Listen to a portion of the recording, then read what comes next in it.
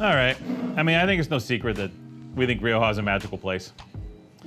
So much so that this year we did one of our main business trips specifically to Rioja to see what's cooking, to see what we could find.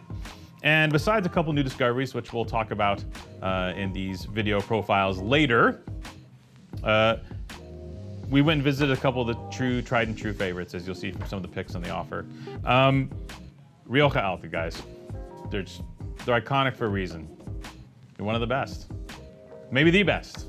Although, tough to say in Rioja, there's a lot of heavy hitters. But these guys just do a lot of things better than anybody else, and at volumes that are wonderfully shocking.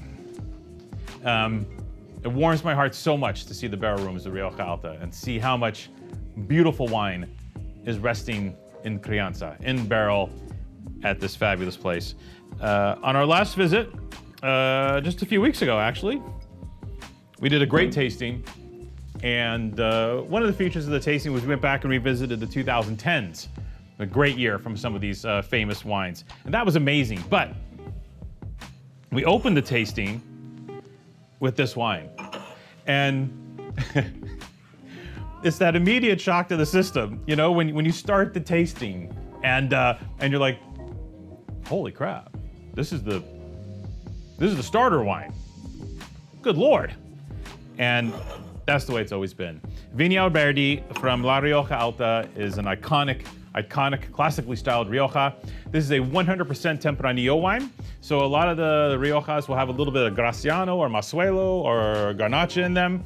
This wine has always been 100% Tempranillo wine, and comes mostly from the true Rioja Alta, right? So Haro, La Bastida, those areas make up a large part of this. And these are the vineyards that are tucked in closer to the Sierra Cantabria Mountains. So the true Rioja Alta, if you will.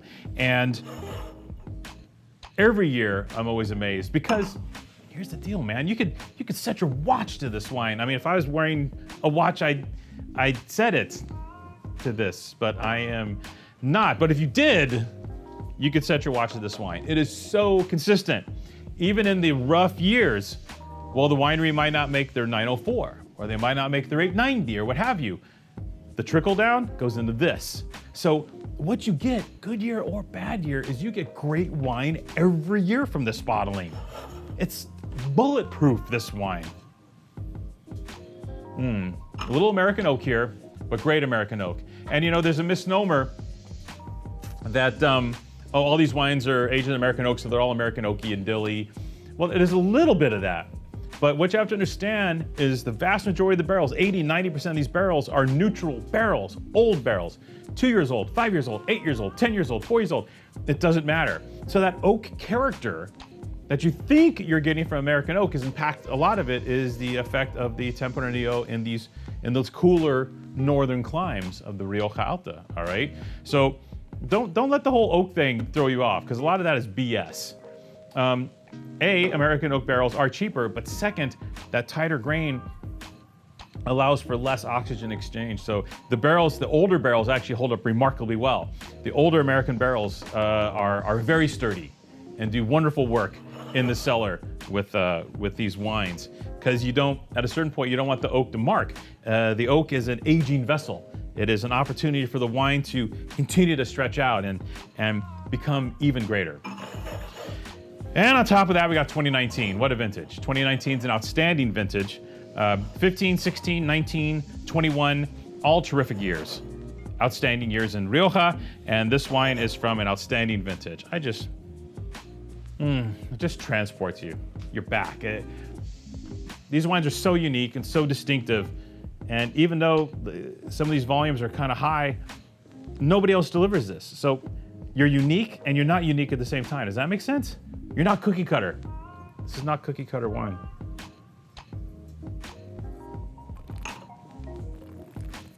And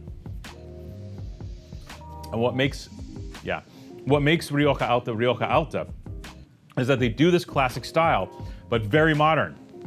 Okay? That's the other kind of, I think a lot of people think like Rioja wineries are like these old dingy places, and yeah, Lopez looks pretty interesting, but the wines are amazing. So, but not every place looks like Lopez de Heredia. These guys, beautiful wineries, immaculate. They have optical sorters, right? The same sorting mechanisms they use to make Mouton and Margaux are at La Rioja Alta, kids. But they're using those optical sorters to get to this goal. You have to understand, this is what they want the wine to be. You want terroir, you want a sense of place, you want classicism in your wines, you want that mojo. They're doing it their own way.